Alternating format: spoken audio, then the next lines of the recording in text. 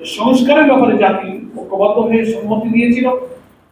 সবাই আমাদের অধিবেশন আহ্বান এবং সেটাকে এই জুলাই সনদকে আইনে রূপান্তরিত করে সংবিধানের অংশ হিসেবে যুক্ত করা, এছাড়া আমাদের সামনে আর কোনো সমাধান নেই। সেই জন্য সমাজ সাংবাদিক বন্ধুগণ, সেই গণভোটের গণরায় বাস্তবায়নের জন্য আমরা চলমান আন্দোলনকে এগিয়ে নিয়ে যাওয়ার জন্য আমরা পরবর্তী দফার কর্মসূচি আজকে ঘোষণা করছি, যা কিছুক্ষণ পূর্বে আমাদের শ্রদ্ধেয় শীর্ষ নেতৃবৃন্দ এই কর্মসূচির ব্যাপারে একমত পোষণ করেছেন। আমাদের এই আন্দোলন ইনশাআল্লাহ চলবে দফায় দফায়।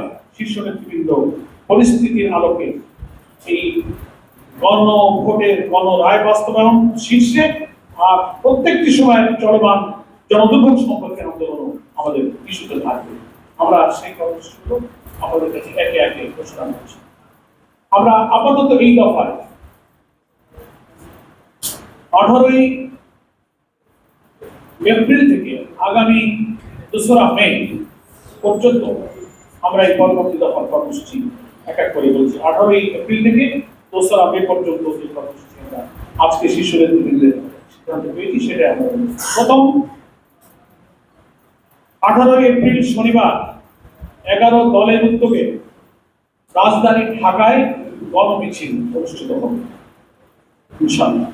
2 নম্বর দ্বিতীয় কর্মসূচি 25শে এপ্রিল সকল বিভাগীয় শহরে, সেদিনও শনিবার, 25শে এপ্রিল শনিবার সকল বিভাগীয় শহরে গণমিছিল, ঢাকা ব্যতীত। ঢাকায় যেহেতু আমাদের 18 তারিখে হয়ে যাচ্ছে, ঢাকার বাইরের সকল বিভাগীয় শহরে 25শে এপ্রিল শনিবার গণমিছিল হবে 11 দলের উদ্যোগে। দ্বিতীয় মে মাসের 2 তারিখ 2রা মে, সেদিনও শনিবার, প্রত্যেকটি জেলা হেডকোয়ার্টারে জেলা 11 দলের উদ্যোগে বিশাল বিশাল গণমিছিল জেলা সদরে অনুষ্ঠিত হবে। এবং 18 থেকে 2রা মে পর্যন্ত এই যে মাঝখানের দিনগুলোতে প্রত্যেকটি বিভাগীয় শহরে এবং গুরুত্বপূর্ণ জেলা শহরগুলোতে সেমিনার অনুষ্ঠিত হবে গণভোটের রায় বাস্তবায়নের দাবিতে।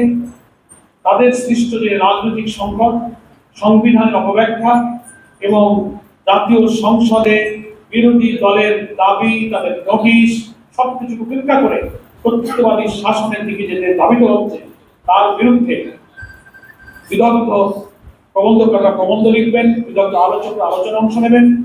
প্রত্যেকটি বিভাগীয় শহর এবং গুরুত্বপূর্ণ জেলা সদরে 18 থেকে আগামী 2রা মে পর্যন্ত 18 এপ্রিল থেকে লিফলেট বিতরণ এবং সেমিনারের আয়োজন চলবে জেলায় জেলায় এবং বিভাগে।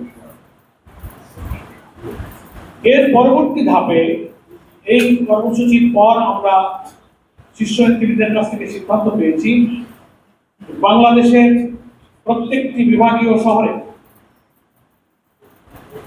11 দলের উদ্যোগে সেই বিভাগের অধীন সমস্ত জেলার 11 দলের যৌথ সহযোগিতা এবং ব্যবস্থাপনায় বিশাল বিশাল সমাবেশ অনুষ্ঠিত হবে বিভাগীয় সদরগুলোতে এই 2রা মে পর থেকে। সেই শিডিউলটা আমাদের লিয়াজত কমিটি অবিলম্বে বসবেন এবং তার সুনির্দিষ্ট তারিখগুলো ঘোষণা করবেন। 12টি সিটি কর্পোরেশন এবং বিভাগীয় সদর মিলে এই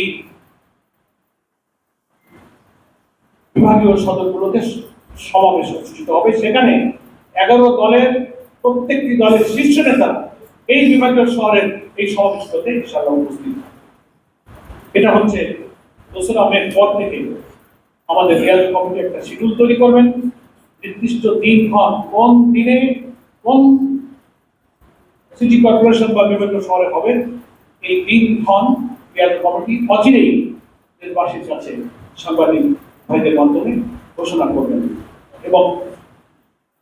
এবং এইগুলো শেষ হওয়ার পর এটা শিডিউল আপনারা জানতে পারবেন দিনক্ষণ। তারপর পরিকল্পনা নেওয়া হয়েছে যে এই রাউন্ড করে আসার পরে রাজধানীতে 11 দলের উদ্যোগে একটা বিশাল জাতীয় মহাসমাবেশের আয়োজন করে শীর্ষ নেতৃবৃন্দ পরবর্তী দফার কর্মসূচি ইনশাআল্লাহ ঘোষণা